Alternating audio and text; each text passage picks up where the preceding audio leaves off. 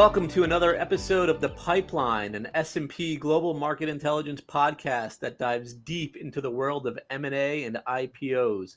I'm your host, Joe Mantone, and today I will speak with Devin Ryan, equity research analyst with Citizens. Devin and I, we've spoken over the years a number of times, mostly about M&A trends, as investment banks is a big area of coverage for Devin. But Devin, why don't you start with giving us a little bit about your background and your coverage area? Sure. Thanks, Joe. Great to be on again. Yeah, so my coverage is really 20 years in financial services and started covering investment banks back in the early 2000s. Worked as an associate for a couple of years on the large banks and the large investment banks. And pretty early into my career, kind of pre-financial crisis, I noticed that there's some interesting companies, Raymond James and Stifel and some middle market investment banks that really didn't have much coverage at all at that time. And they were similar companies, but just much less developed. And so I raised my hand, said I'd love to cover these companies. And very soon after, companies like Lazard and Evercore and Greenhill came public, and other smaller investment banks like Thomas Weisel and KBW and JMP as well. And so those all kind of went into my coverage universe. And so I built out kind of a nice coverage in the mid 2000s of investment banks, some of which were since acquired, but some of which I'm still covering today. I left Sandler O'Neill in 2013 and came to JMP.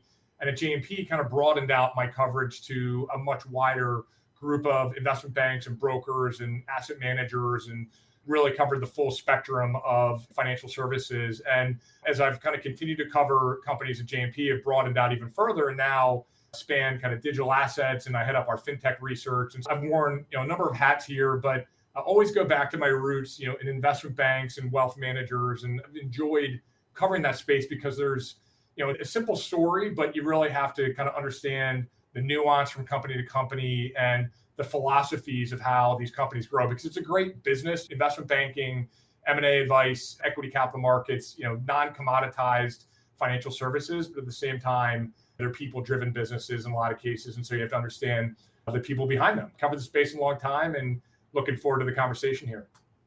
Yeah, that's great. That was really smart of you to sort of get ahead of that run where before those advisory focused firms all went public. And I could certainly attest to that. There was not much in the way of equity research coverage there, because as a journalist trying to find analysts to speak about the investment banks, it wasn't always easy, but I've always appreciated the time that you spent it, and your research that is always a must read for me. So kind of getting into it a little bit here, the outlook for M&A was pretty positive coming into the year, and then it became much more uncertain after the April 2nd tariff announcement. That created a lot of market volatility. What would you say is the current outlook for M&A? Sure. Yeah, I think you described it well. We came into the year, and this is after, kind of to go backwards a little bit, you had really an aberrationally good year in 2021, where you had coming off of COVID and kind of liquidity in the system and kind of record valuations and really perfect market conditions at the time. And so that led to by far a record in M&A activity. And then soon thereafter, in late 2021, early 2022, you had kind of the Fed pivot and shift in interest rate outlook. And at the same time, you had geopolitical issues that were starting to brew, and equity valuations fell nearly 25% in early 2022. And as a result of that, that really changed the momentum completely from kind of that aberrationally positive environment to kind of being on the other side of the coin in 2022. And so if you look at activity, 2022 was a big down year from 2021, and then 2023 was another down year from 2022. And that actually follows kind of the normal cycle pattern. Normally you have a peak, and then it takes 1 to 2 years to trough. So 21 to 23 being the trough. And then the view is, it normally takes 1 to 2 years from there to get back to a baseline or a more normal level of activity. And, our view was 2023 was probably the trough. 2024 was going to be something better, which it was. Announced M&A activity was up 14%. And then the view coming into this year was there was a lot of momentum where 2025 should be a year that's much more normal. And so what that means is, just by quantifying it, you need to see an increase of about 25% from the 2024 level of M&A announcements just to get to kind of a historical trend line, or what we would characterize as more. So to your point, I think there was an expectation that coming into 2025, the setup was pretty constructive. You had the change in administration to, I think, views of kind of less regulation, and markets were kind of approaching, if not at all-time highs. And so really good momentum. And then the market tone abruptly shifted as we got early into the year, where it became clear that there was a lot of uncertainty that was coming out of, I think, this administration.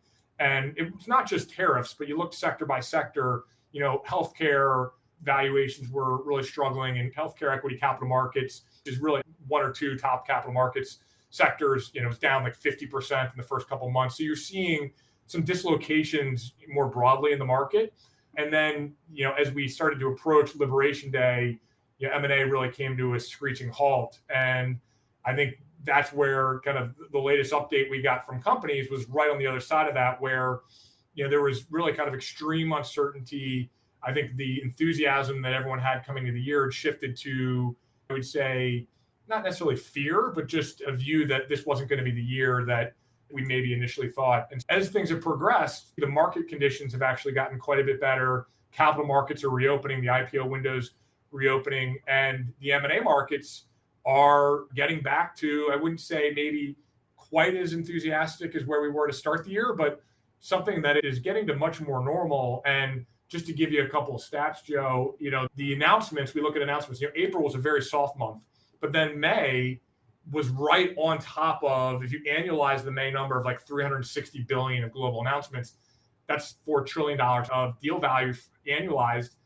That's like a normal year, normalized right on the trend line. And then June has been very good. So announced M&A volume, when you zoom out, is actually up 20% in 2025. So it doesn't really feel like it because there's been so much uncertainty in the macro backdrop, but we are improving, and happy to talk about why I think that is. But I think there's a little bit of a cadence to the cycle, and there's also some tension that's been building, particularly in financial sponsors, where they need to do things because you have kind of a record duration of private equity portfolios right now. So there's a lot of pressure to return capital to LPs. Yeah, I agree with you. I was looking at some of the numbers, and it does seem like it's kind of been a sneaky, decent year for M&A, because March wasn't even that bad of a month. March was pretty decent.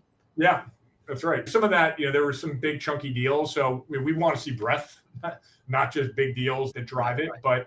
But to the fact that M&A is up 20%, even with a soft April, and then actually sponsors are up 33% year over year in terms of deal announcements. So sponsors are coming back. I would say they're still far from what I would argue is normal, and happy to quantify that a little bit. But sponsors are starting to come back as well. I think for some of the reasons that we just mentioned, there's a lot of tension for them to return capital. And they've really been out of the market for the last 3 years. They're in the business of transacting, and they've got record dry powder. And generally when they have dry powder over time, they're going to try to put that dry powder to work. Yeah, that'd be great if you can dive into the financial sponsors a bit there, because I know that they were a big part to the M&A boom that we saw in 2021. And as you just mentioned, they were on the sidelines for a while, and just to get them really back going again seems like a key piece to the M&A picture. Yeah, the key thing is sponsors have been raising capital at a mid-teens CAGR for the last 15 to 20 years. So there's this incredible growth in the sponsor community. And I think you see Wall Street kind of assembling around that, right?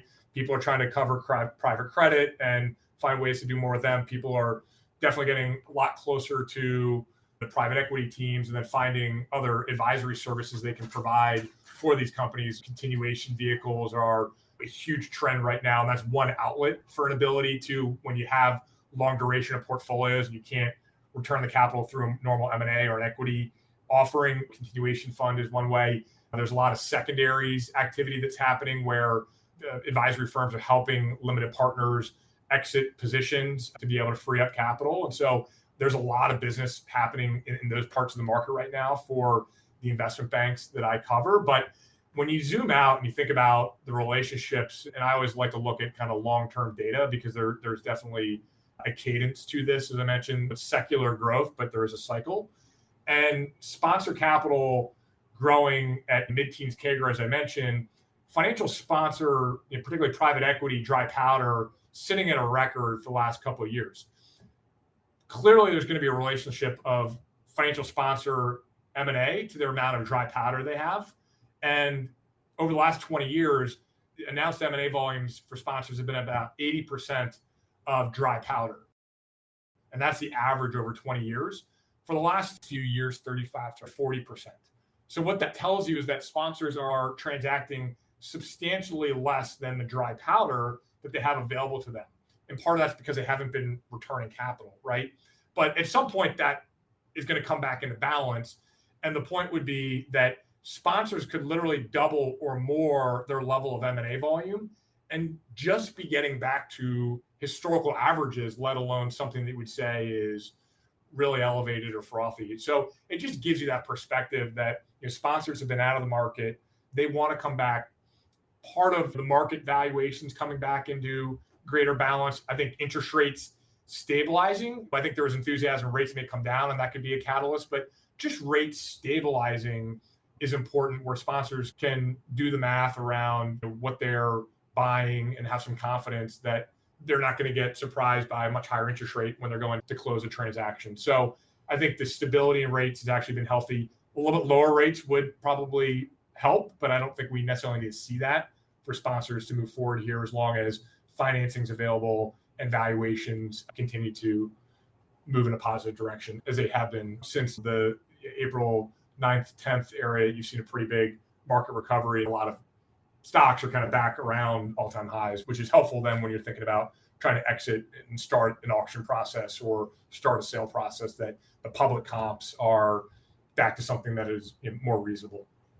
That's a really interesting stat on financial sponsors. Would you say 80% of their dry powder is what they historically have spent, but now you said that was around 30%, right? I get that right? 35 to 40 the last few years. It's been bouncing around there. So just, again, they've got a lot of room to get back to something more normal. So as you can imagine, if you're an investment bank and you're heavily weighted towards sponsors, that's probably, even though longer term, we know that's a great place to be, because sponsors are becoming much bigger players just in the markets, in capital markets, in private credit, in asset-backed financing, and so many other facets of finance. And so that's a big theme. But if you've been connected to them the past couple of years, it's not really been a great place, an advisor or just an investment bank more broadly.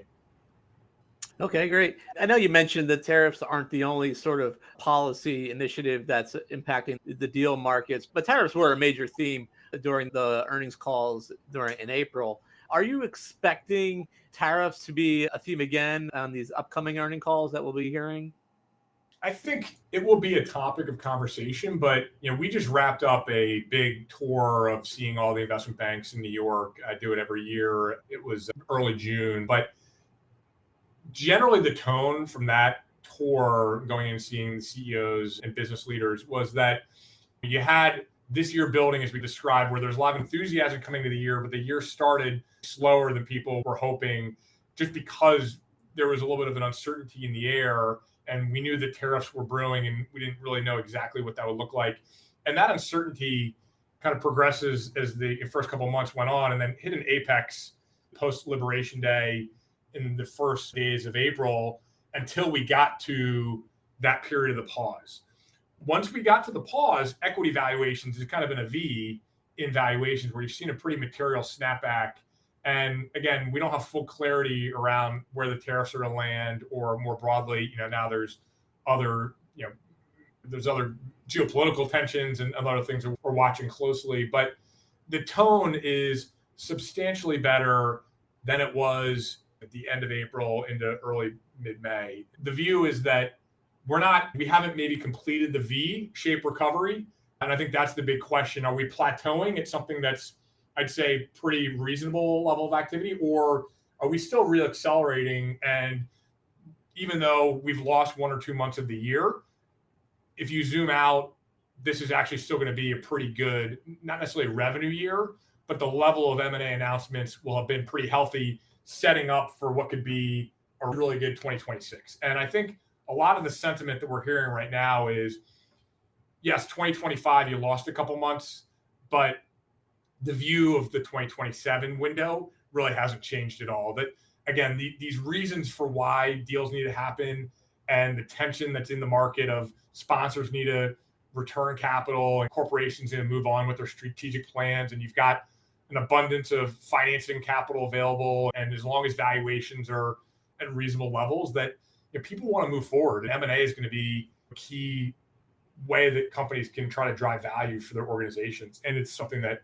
we're still really bullish on. And I think that we're hearing that sentiment. So I think the earnings calls are going to be more constructive, not necessarily, again, like on near-term earnings, but on the tone of backlogs are effectively at a record. And now you're starting to see some conversion of that backlogs. Whereas, at the end of April and early May, we didn't really know what it was going to look like because it was so fresh off of the tariff kind of acute stress that was happening in early to mid-April.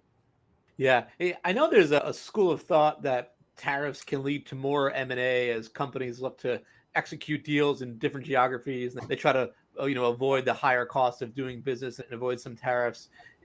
I think it was Lazard who talked about that. Have we seen any evidence of those types of transactions where companies are trying to do a deal in a different geography to position themselves to avoid some of those higher cost tariffs? I don't think so yet. I think it's pretty fresh. But what I would say is M&A can happen in any environment. So that you can have a recession and there's still going to be some level of M&A.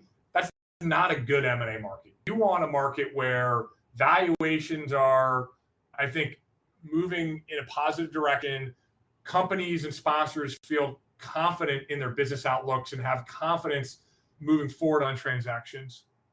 And then generally that's going to be in a healthy economy as well. So there's conditions for M&A in kind of any type of environment. You can have M&A happen in good market, bad market, but that's not a healthy M&A market. Healthy M&A market is, as I described, 2021 was kind of the aberration where it was like perfect, where there's no market volatility. People were incredibly bullish on the outlook and we were up and to the right, but we don't need that. We just need some stability and people to feel confident. And then also the other conditions of, their dry powder in the system.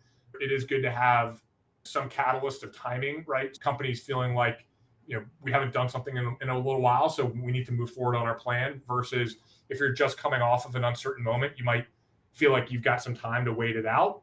After you've already waited it out, which that's where we are right now because M&A has been really quiet for 3 years.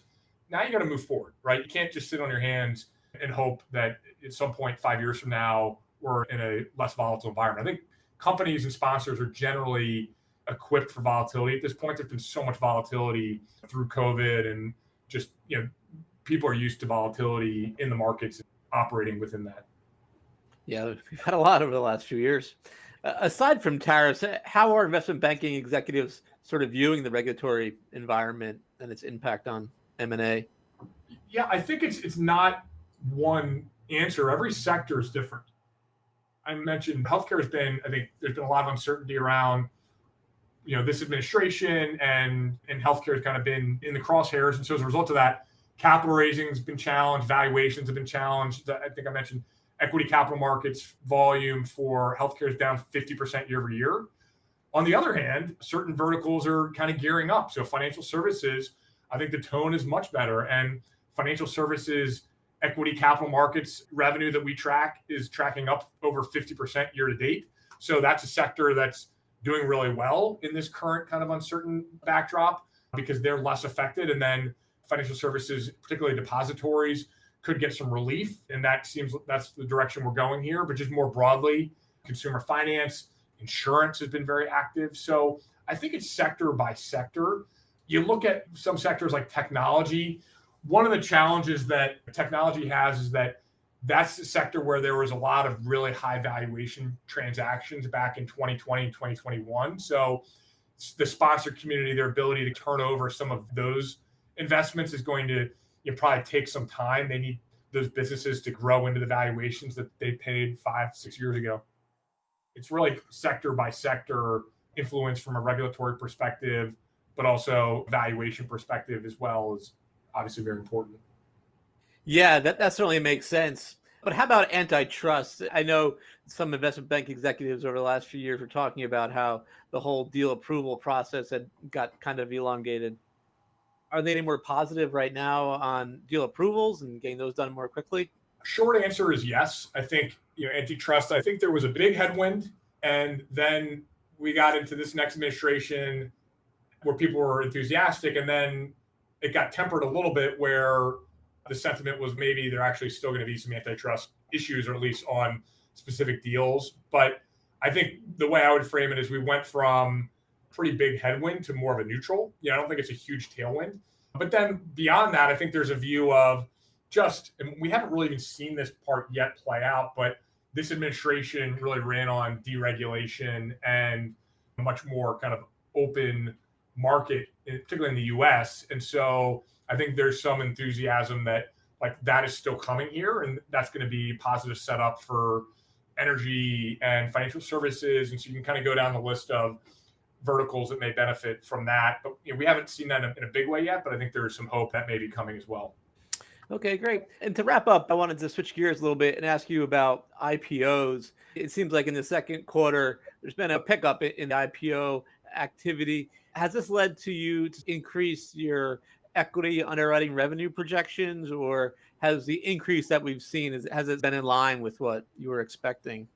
Yeah, good question, Joe, because I think I gave you the stat on announced M&A coming into the year. Just to get back to trend line, we estimated would need to increase like 25% in 2025.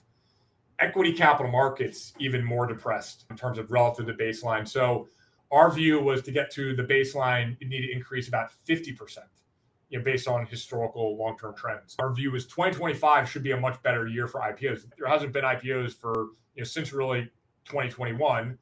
And so now there's a lot of built up supply where companies have been waiting in line for the markets to reopen. And so what you're seeing is demand and supply. So there's supply that's coming, the market is meeting it because the market is like these deals that's come so far. So you've seen really positive reactions. And so what that does is then trigger more of that supply to come. So right now, assuming the deals continue to be high quality deals and the market can absorb them, I think this could be a very good year for IPOs. And you're seeing the filings come, just the equity capital markets revenues overall thus far have not been there yet because, April was a very soft month, as you can imagine.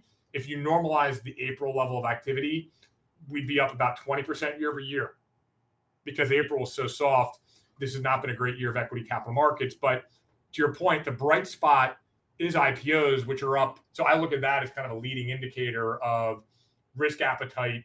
There's a lot of demand for the deals that are coming. And because companies have not been able to get out for the last 3 years, 4 years, really, there's a huge pipeline of companies that I think have interest, whether it's later this year or just building into next year. So it's obviously always going to be market dependent, but I think there's a very good story there.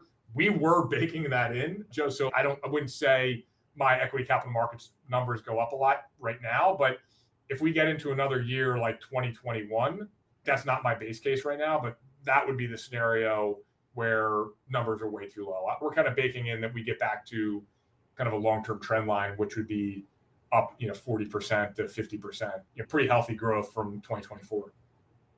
Yeah, certainly sounds like it. Hopefully we'll get the stable markets and we'll see some more of those deals come to fruition. All right, Devin, but I think that'll do it here. Thank you very much for taking all the time with us today.